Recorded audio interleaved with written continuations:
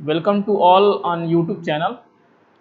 In last class, I have discussed the determination of a liquid limit of soil.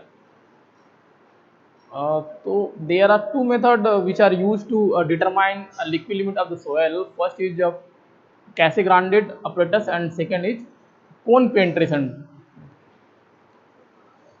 So today I will explain one another method to determine the liquid limit is single point method. Single point method. Second method. Second method to determine liquid limit of soil. Single point method.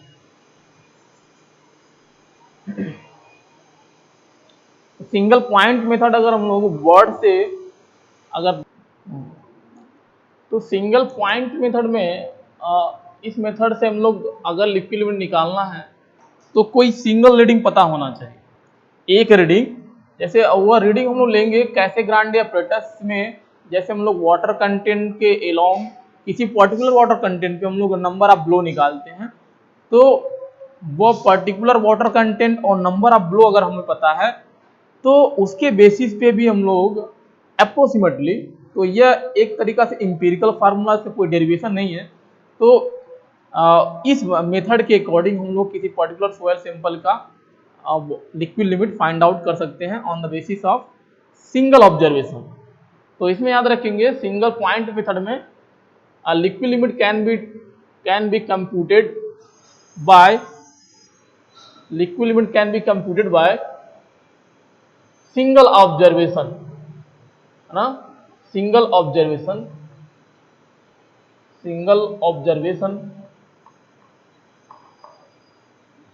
Of test. यानी कोई भी, जैसे हम लोग first method में कैसेग्रांडे method में, तो कोई एक सिंगल ऑब्जर्वेशन के बेसिस पे ही हम लोग क्या करते हैं, लिक्विड लिमिट फाइंड आउट करते हैं by empirical formula. By empirical formula तो इसका कोई प्रूफ नहीं है। Bye empirical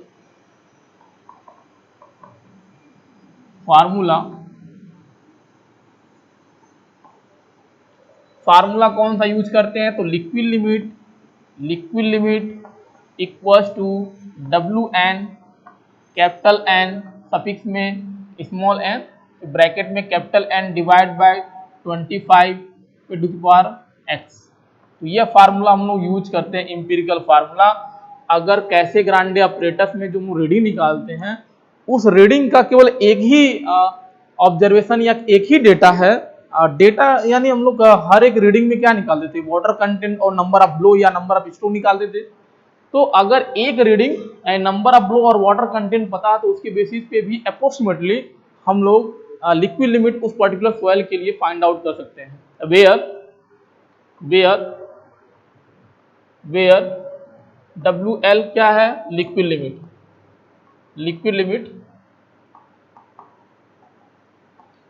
limit of soil sample, WN suffix में स्मॉल n, तो ये आपका वाटर कंटेंट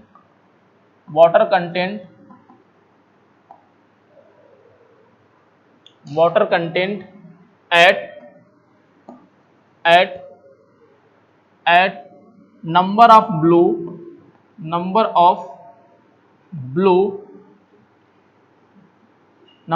ब्लो n, यानी n नंबर ऑफ ब्लो पे जो भी वाटर कंटेंट की वैल्यू है उस समय उसी को हम लोग डिनोट कर रहे हैं किससे, W सफिक्स में स्मॉल n से। वेयर x इक्वल्स टू, तो s की वैल्यू जो हम अप्रोक्सीमेटली यूज करते हैं, s इक्वल्स टू लेते हैं 0.086 टू 1.21। तो इसके बीच हम लोग कोई भी वैल्यू लेते हैं। इफ, एक कंडीशन और याद रखेंगे,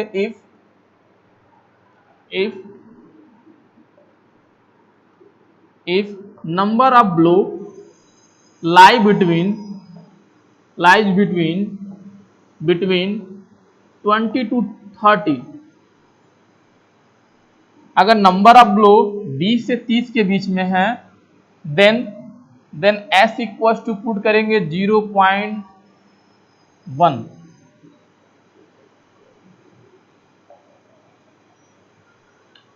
तो सिंगल रीडिंग के बेसिस पे भी हम लोग अप्रोक्सीमेटली लगभग किसी भी पर्टिकुलर सोयल सैंपल का लिक्विड विल फाइंड आउट कर सकते हैं इस फार्मूले से, इस इंपेरिकल फार्मूले से।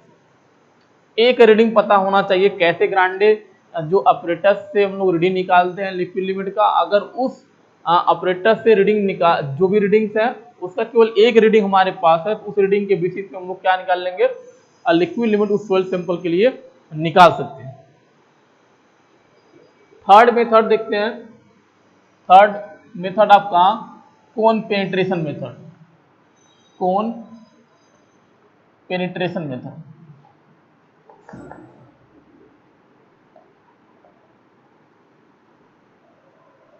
कोन penetration method.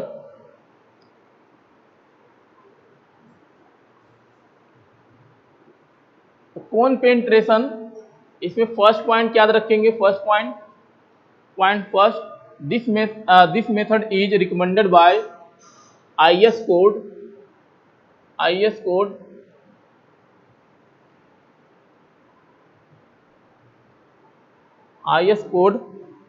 2720।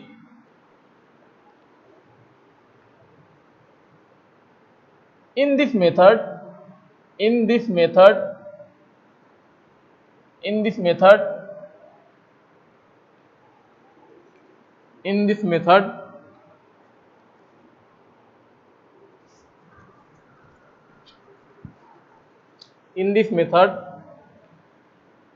cone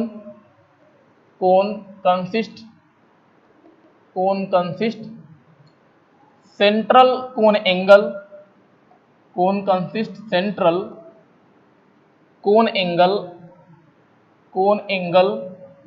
of 30 plus minus 0.5 degree. तो पहले पॉइंट में क्या याद रखेंगे कि जो कोन पेनिट्रेशन मेथड है वह IS कोड किसके अकॉर्डिंग हम लोग करते हैं, IS 2720 के अकॉर्डिंग करते हैं। इस मेथड में जो कोन हम लोग यूज करते हैं रीडिंग निकालने के लिए, उसमें जो सेंट्रल कोन बना होगा वो कितने एंगल का होगा, वह 30 प्लस माइनस 0.5 डिग्री का होगा।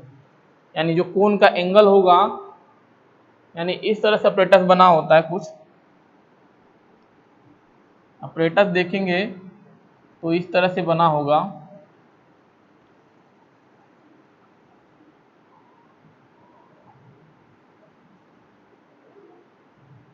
तो कोन ये हो गया कोन आपका, तो कोन एंगल ये वाला एंगल, तो ये एंगल होता है कोन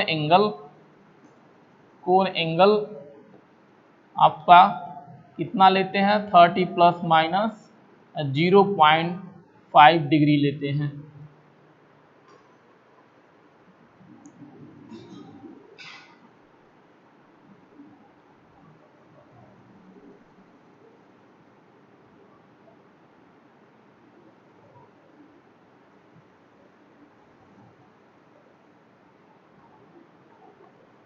तो ये स्टैंड का अरेंजमेंट होता है, इस तरह से स्टैंड लगा होगा।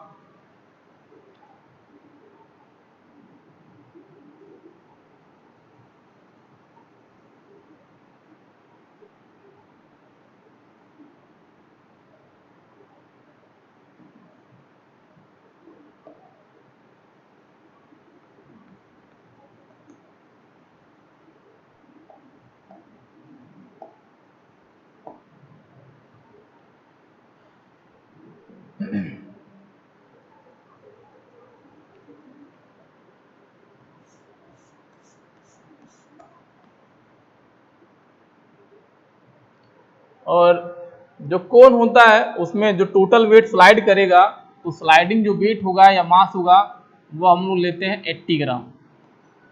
स्लाइडिंग मास कितना लेते हैं, 80 ग्राम। तो ये अरेंजमेंट होता है। सेकंड पॉइंट क्या याद रखेंगे, second point,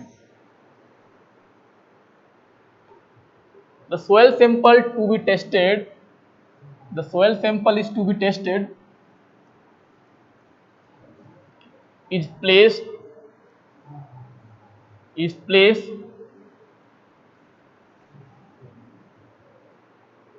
in cylindrical vessel। तो जिस सोयल सैंपल को टेस्ट करना होता है उसको क्या रखते हैं, सिलेंड्रिकल या सिलेंड्रिकल कंटेनर होगा, इसका जो शेप होगा वो सिलेंड्रिकल होगा,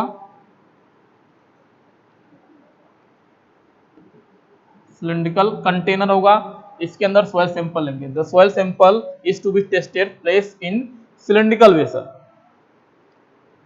सिलेंड्रिकल वेसल ऑफ डायमीटर। तो इसकी जो डायमीटर होगी सिलेंड्रिकल वेसल का, ये डायमीटर कितना होगा, वो आपका 5 centimetre and dia of dia and height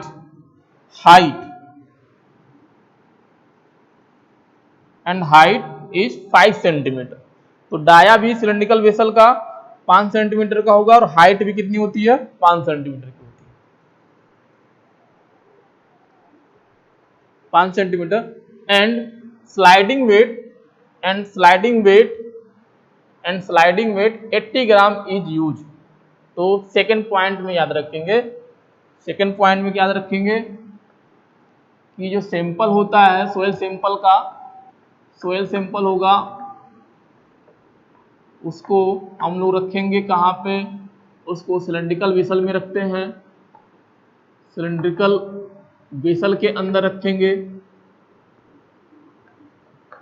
ठीक है। इसकी डायमेंशन क्या लेंगे, इसकी डायमेंशन लेते हैं डाया लेंगे 5 सेंटीमीटर और हाइट जो होगा, हाइट भी कितना लेंगे, 5 सेंटीमीटर। और स्लाइडिंग जो हम लोग मास यूज करेंगे, स्लाइडिंग मास वो कितना होना चाहिए, 80 ग्राम। ऊपर से जो मास स्लाइड करेगा वो कितना होना चाहिए, 80 ग्राम।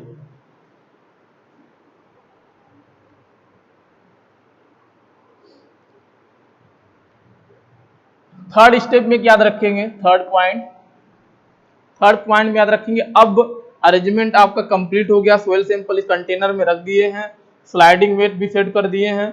उसके बाद अब क्या करेंगे, इसको धीरे से, जो पेनेट्रोमीटर होता है, ये क्या है आपका पेनेट्रोमीटर, इसको हम लोग बोलते हैं पेनेट्रोमीटर।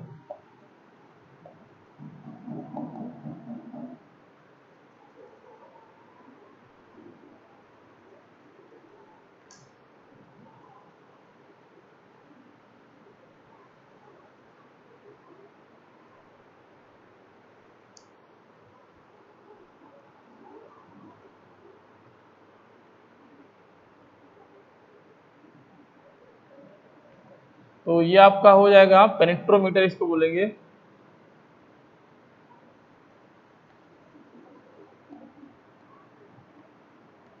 पेनेट्रोमीटर। तो थर्ड पॉइंट आप याद रखेंगे, third point पेनेट्रोमीटर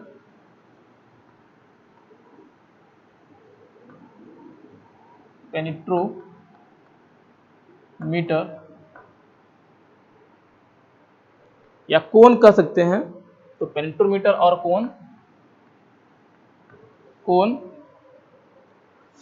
release slightly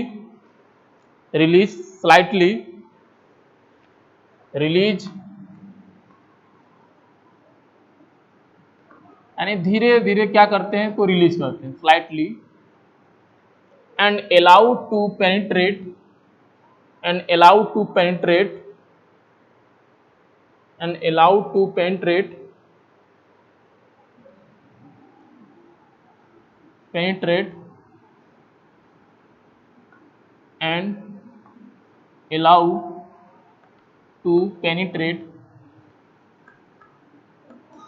of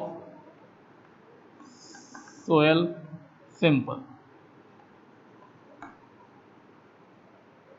sample for 30 second. तो यह इंपॉर्टेंट हो जाता है 30 सेकेंड। 30 सेकेंड तक हम लोग क्या करेंगे, अलाउ करेंगे कि जो कोन या पेनेट्रोमीटर है सोयल सैंपल के अंदर पेनिट्रेट, कितना पेनिट्रेट कर रहा है वो रीडिंग हम लोग नोट करते हैं। वो रीडिंग हम लोग नोट करेंगे। फोर्थ पॉइंट में क्या करेंगे, 30 सेकंड के बाद 4 सेकंड में तो लिक्विड लिमिट हम लोग फाइंड आउट करेंगे फाइनली। तो liquid limit liquid limit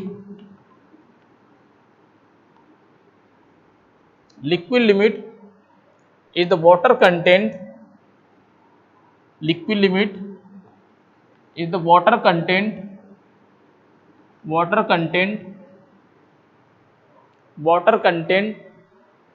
is the water content at which penetrometer penetrate water content at which penetrometer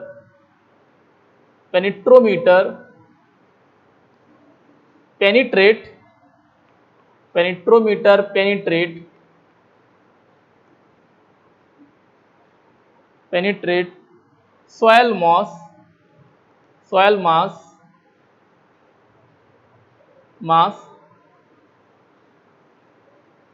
25 mm।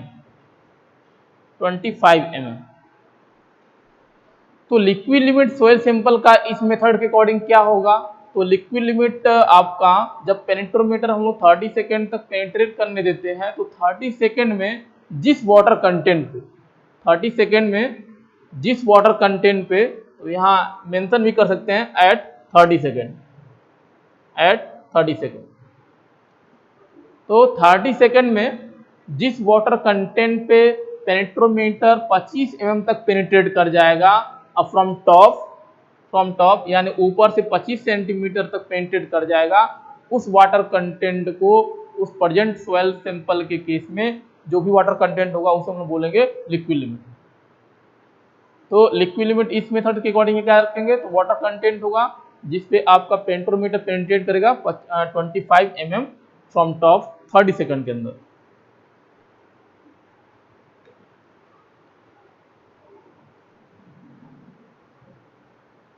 तो कोन पेनिट्रेशन मेथड ये आपका बहुत रेयरली वैसे पूछा जाता है एग्जाम में, ये प्रोसीजर आप याद रखेंगे कैसे अप्लाई करेंगे।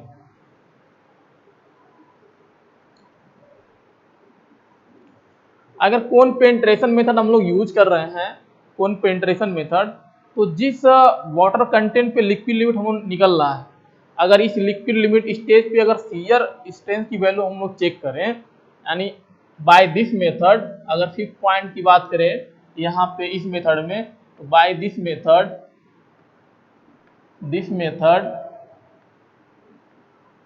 एट लिक्विड लिमिट, यानी जो भी आप लिक्विड लिमिट इस मेथड से निकाले हैं एट लिक्विड लिमिट, तो जो भी इस मेथड से लिक्विड हम लोग निकाले हैं उस केस में अगर शियर स्ट्रेंथ निकाले, shear stress of soil is about 1.76 kilo Newton पर मीटर स्क्वायर। तो इस मेथड से जब हम लोग लिक्विड लिमिट निकालते हैं उस लिक्विड लिमिट पे जो शियर स्ट्रेस की वैल्यू होगी वह होता है आपका 1.76 सबसे कम। तो अगर पेनिट्रोमीटर यूज करके हम लोग निकाल रहे हैं लिक्विड लिमिट, तो उस केस में क्या होगा, सबसे कम शियर स्ट्रेस की वैल्यू होती है और उसकी वैल्यू होती है 1.76 किलो न्यूटन पर मीटर स्क्वायर।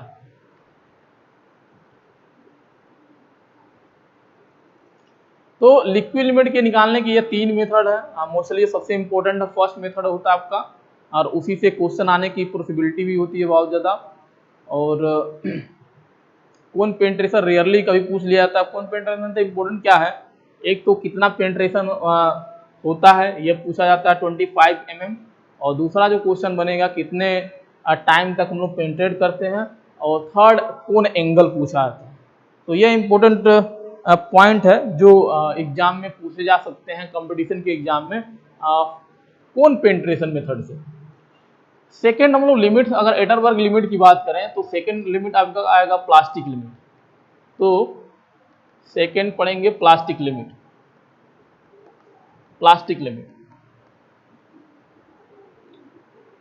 तो हम लोग एटरबर्ग के अकॉर्डिंग जो डायग्राम होता है जिसको कंसिस्टेंसी कर्व बोलते हैं, तो कंसिस्टेंसी कर्व से हम लोग क्लियर डिफाइन किए थे कि लिक्विड लिमिट प्लास्टिक लिमिट क्या होता है। तो प्लास्टिक लिमिट क्या होगा, तो it is defined as the minimum water content at which soil is in plastic consistency, plastic stage of consistency.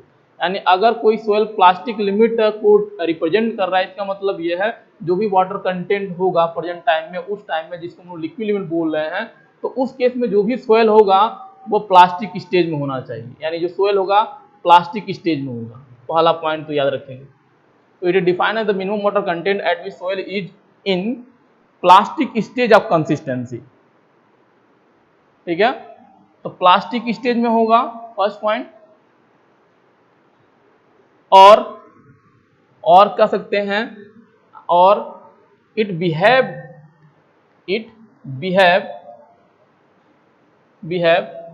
As a plastic material, as a plastic material,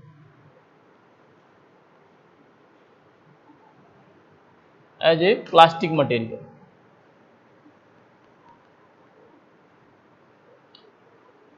तो यानी minimum water content जिसपे कोई soil क्या है plastic stage में है या as a plastic material की तरह बिहेव कर रहा है, तो उस वाटर कंटेंट को हम लोग बोलते हैं प्लास्टिक लिमिट।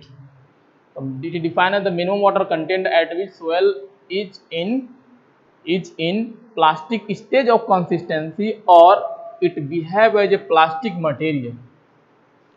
तो ये डेफिनेशन में याद रखेंगे। दूसरा डेफिनेशन हम लोग ये पढ़े थे,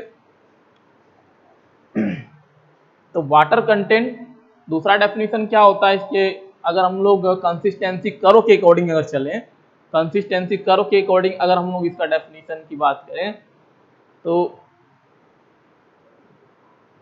यहाँ पे आपका लिक्विड स्टेज, लिक्विड, प्लास्टिक, और ये आपका होता है सेमी सॉलिड, और ये आपका होता है सॉलिड। तो यहाँ पे आता है आपका लिक्विड लिमिट, और यहाँ पे आपका आता है प्लास्टिक लिमिट, और यहाँ पे आपका आता है श्रिंकेज लिमिट। तो इसको हम लोग बोलते हैं कंसिस्टेंसी कर्व। तो कंसिस्टेंसी कर्व के बेसिस पे अगर हम लोग दूसरा डेफिनेशन अगर बात करें, तो water content at which soil pass from, water content at which soil passes from plastic stage of consistency to semi solid of consistency। तो वो वाटर कंटेंट जिसपे कोई सोयल प्लास्टिक से कन्वर्ट होता है सेमी सॉलिड में, तो उस पर्टिकुलर वाटर कंटेंट को जिसपे कन्वर्ट होता है उसको हम बोलते हैं प्लास्टिक लिमिट। तो दूसरा डेफिनेशन ये याद रख सकते हैं।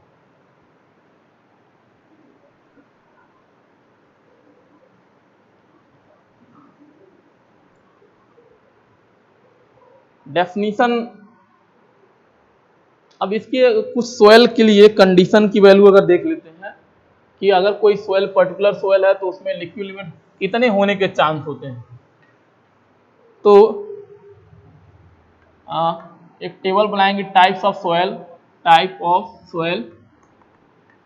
और यहाँ पे आपका हो जाएगा प्लास्टिक लिमिट, और इसको हम लोग वाटर कंटेंट ही होता है इसलिए परसेंटेज में डिनोट करेंगे। अगर सोयल हम लोग का ग्रेवल है, तो ग्रेवल में चूंकि नॉन प्लास्टिक होता है तो इसकी वैल्यू 0 हो जाएगी। तो ग्रेवल नॉन प्लास्टिक। सैंड की अगर बात करें, सैंड सोयल की, तो ये भी क्या होता है, नॉन प्लास्टिक होता है, इसका मतलब इसकी वैल्यू 0।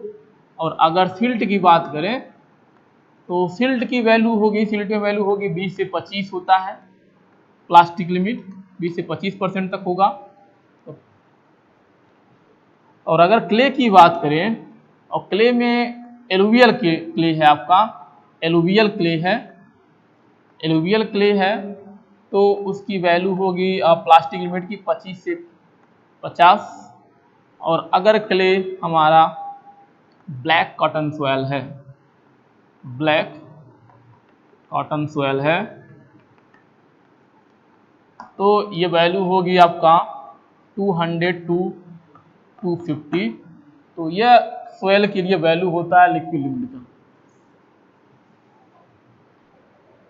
तो एग्जाम में कभी भी कंपटीशन के एग्जाम में कोई एक वैल्यू पूछ देगा, यानी फील्ड के लिए रेंज क्या होना चाहिए प्लास्टिक लिमिट का, तो ये इसलिए इम्पोर्टेंट है।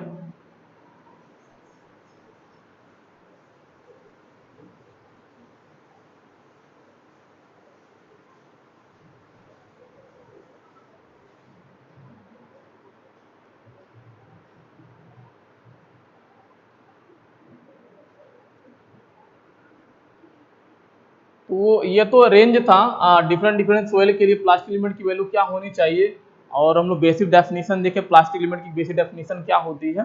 तो दो डेफिनेशन याद रखेंगे। अगर हम लोग इसको किसी भी सोयल के लिए पर्टिकुलर सोयल सैंपल के लिए जो ग्राउंड हिला रहे हैं और उसमें हम लोग प्लास्टिक एलिमेंट निकालना चाहते हैं तो कैसे फाइंड आउट करेंगे, तो उसके लिए हम लोग देखते हैं। तो डिटर्मिनेशन ऑफ देंगे, determination determination determination of plastic limit, plastic limit किसी भी पर्टिकुलर सॉइल के लिए प्लास्टिक लिमिट हम लोग कैसे निकालेंगे।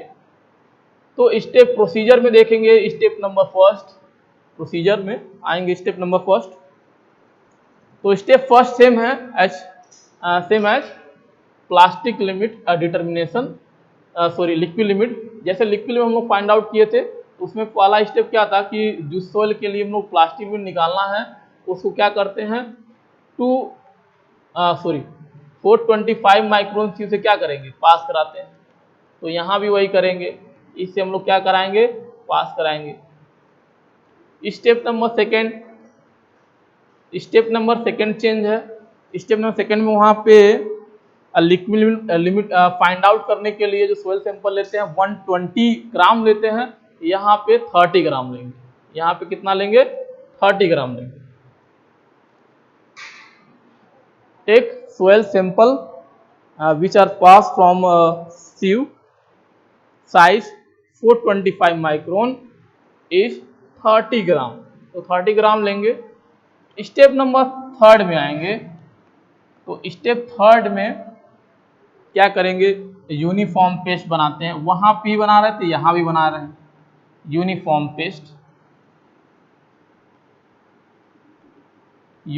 पेस्ट बनाएंगे। और यहाँ पे यूनिफॉर्म पेस्ट कैसा होना चाहिए, यहाँ पे जो यूनिफॉर्म पेस्ट होना चाहिए, एक तो अच्छी तरह से क्या होना चाहिए, मिक्स होना चाहिए, thoroughly mixed with distilled water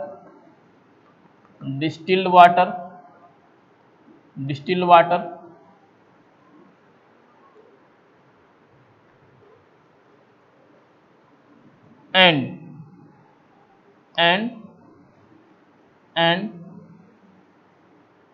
easily moldable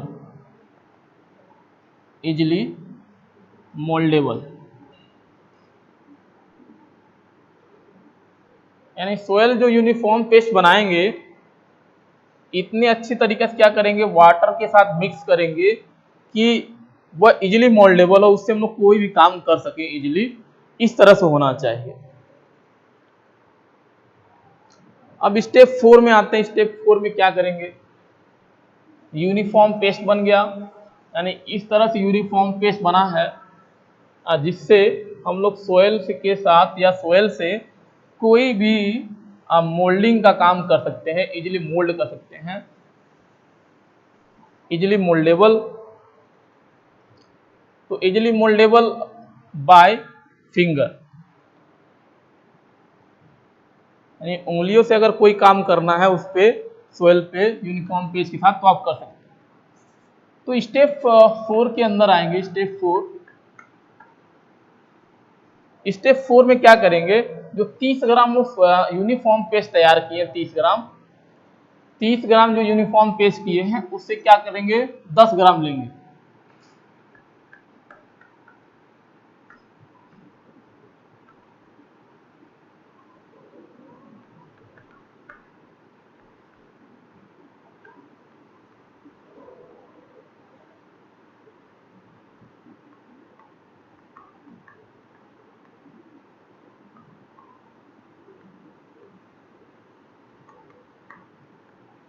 तो जो हम लोग 30 ग्राम यूनिफॉर्म पेस्ट तैयार किए हैं उससे क्या करेंगे, 10 ग्राम ले लेंगे।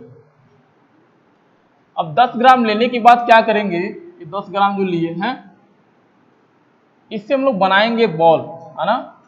इससे हम लोग क्या बनाएंगे, एक बॉल शेप बनाते हैं। एंड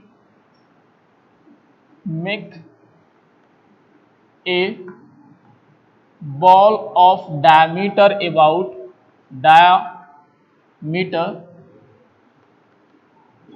अबाउट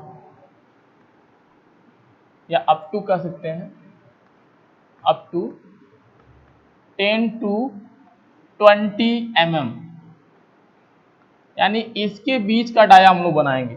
10 से 20 mm डाया का हम लोग क्या करेंगे, एक बॉल बनाएंगे। तो कहाँ बनाएंगे, ऑन ग्लास प्लेट, उसके ऊपर बनाते हैं, ग्लास प्लेट के ऊपर, with the help of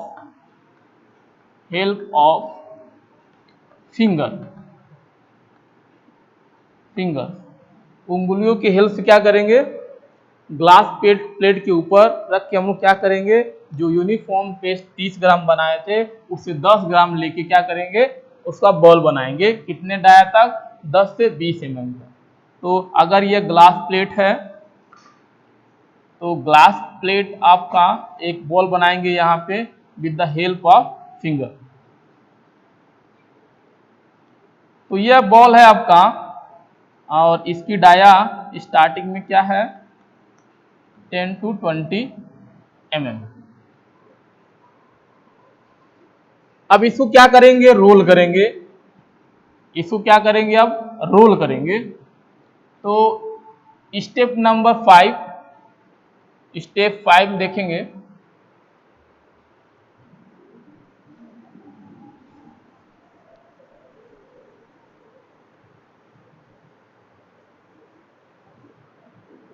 step number 5,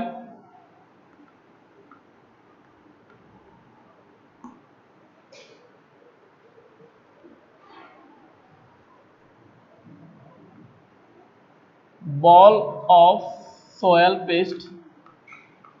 paste rolled. तो रोल्ड बाय फिंगर। तो फिंगर की हेल्प से हम लोग क्या करेंगे, इसको रोल करेंगे। जैसे इस तरह से रोल करेंगे, इस तरह से उंगलियों से।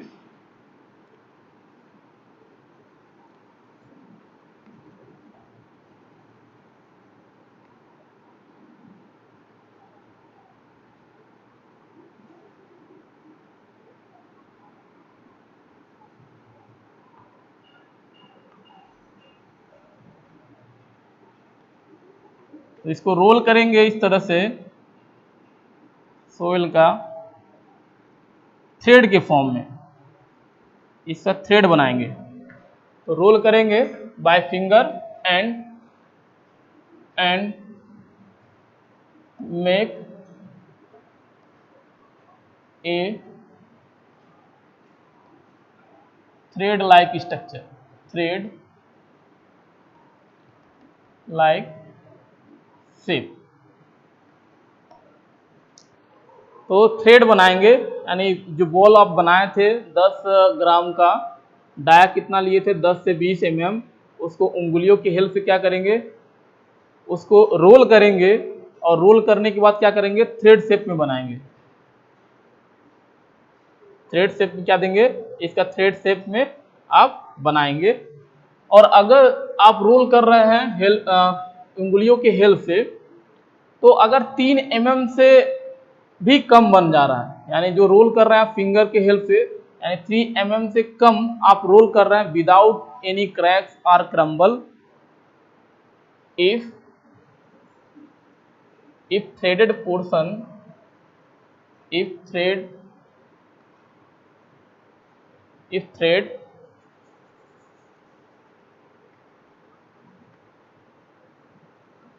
में less than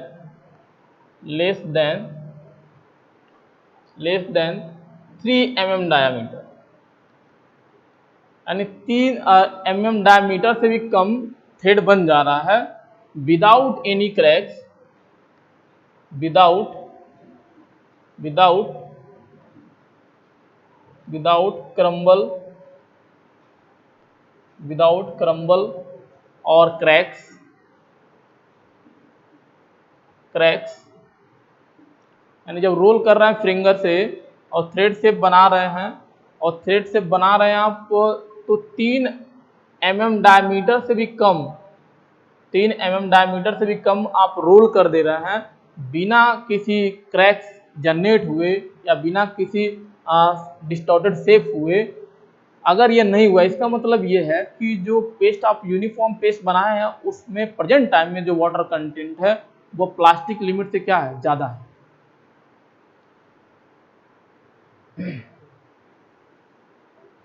then it so shows that then it shows that then it shows that water content is greater than plastic limit, water content is greater than plastic limit। अगर 3 mm डायमीटर जो thread बना रहे हैं आप 3 mm diameter से भी कम बन जा रहा है without any cracks or crumble, it means water content at that condition is greater than plastic limit। लेकिन अभी हम लोग को क्या निकालना है, प्लास्टिक लिमिट। तो लिखेंगे लेस लाइन, जो रिजल्ट है आपका उसे में आपका रिजल्ट लिख सकते हैं। रिजल्ट क्या मिलेगा हम लोग को, कैसे, तो water content at which soil begin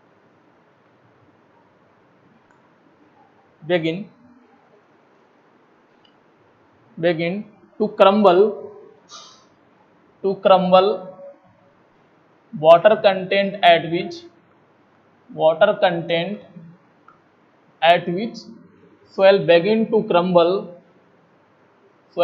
to crumble or cracks when it rolled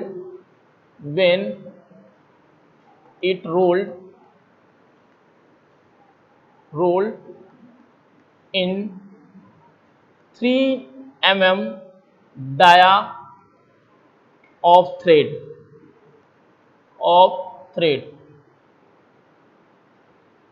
ठीक है, बहुत सिंपल है। Is known as plastic limit, तो प्लास्टिक लिमिट क्या है, वो वाटर कंटेंट होगा जिसपे सोयल क्या होगा, या तो क्रैक्स करना स्टार्ट करेगा, क्रैक्स दिखने लगेगा, या तो डिस्टॉर्टेड शेप होने लगेगा, तो बेगिन टू क्रम्बल और crack when it rolled in 3 mm diameter of thread. ठीक है, यानी 3 mm डायमीटर तक पहुंचते पहुंचते क्या होगा, जो थ्रेड से हम लोग बनाते हैं रोल करके फिंगर से, 3 मीटर तक पहुंचते पहुंचते क्या होना चाहिए, क्रैक्स जनरेट होना चाहिए, है ना। तो बेगिन यानी स्टार्ट होना चाहिए, यानी क्रैकिंग जो काम है वो स्टार्ट हो जाना चाहिए 3 mm तक। तो उस समय जो वाटर कंटेंट है, उस पेस्ट को बनाने में जो वाटर है उसे हम लोग बोलेंगे प्लास्टिक लिमिट। और अगर 3 mm से कम थ्रेड से बना ले रहे हैं बिना किसी क्रैम्बल या क्रैक के, इसका मतलब यह है कि जो यूनिफॉर्म पेस्ट आप बनाए हैं वाटर के हेल्प से, या उस समय जो वाटर कंटेंट है उस सोइल सैंपल में, वह प्लास्टिक लिमिट से भी ज्यादा है। तो प्लास्टिक लिमिट याद रखने के लिए क्या करेंगे, डिटरमिनेशन पॉइंट ऑफ व्यू से याद रखेंगे कि वाटर कंटेंट जिसपे आपका जो सोयल है उस पे क्रैक स्टार्ट हो जाना चाहिए 3 mm तक पहुंचते पहुंचते, बेगिन टू स्टार्ट क्रम्बल और क्रैक, यानी स्टार्ट हो जाना चाहिए 3 mm तक। तो उस वाटर कंटेंट को हम लोग बोलेंगे प्लास्टिक लिमिट। तो ये तो था डिटरमिनेशन व्यू था, जिससे हम लोग प्लास्टिक लिमिट फाइंड आउट करते हैं किसी भी पर्टिकुलर सोयल सैंपल के लिए। थर्ड जो लिमिट एटरबर्ग लिमिट है, हम लोग पढ़ते हैं shrinkage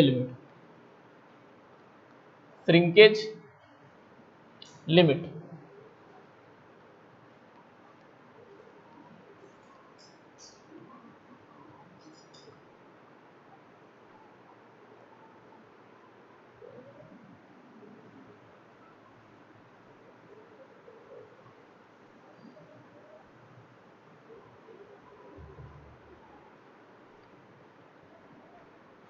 third Atterberg limit, shrinkage limit.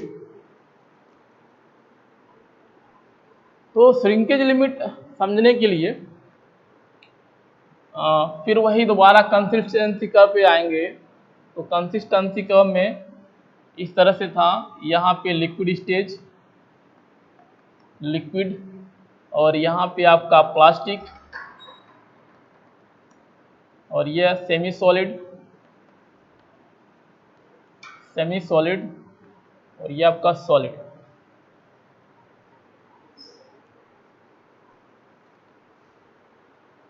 तो श्रिंकेज लिमिट को हम लोग डिनोट करते हैं W सफिक्स में S से, श्रिंकेज लिमिट। तो यहाँ पे जो लिमिट हम लोग पढ़ते हैं उसको बोलते हैं लिक्विड लिमिट, डिनोट करेंगे W। तो आज के लिए इतना ही। अगले नेक्स्ट टर्म पे हम लोग देखेंगे श्रिंकेज लिमिट का डिटेलिंग, कैसे हम लोग फाइंड आउट करते हैं कि सॉइल सैंपल के लिए, और इसके डेफिनेशन के लिए वॉल्यूम किस तरह से बिहेव करता है, और वाटर कंटेंट का वेरिएशन क्या होता है। तो फिलहाल आज के लिए इतना ही। Thank you.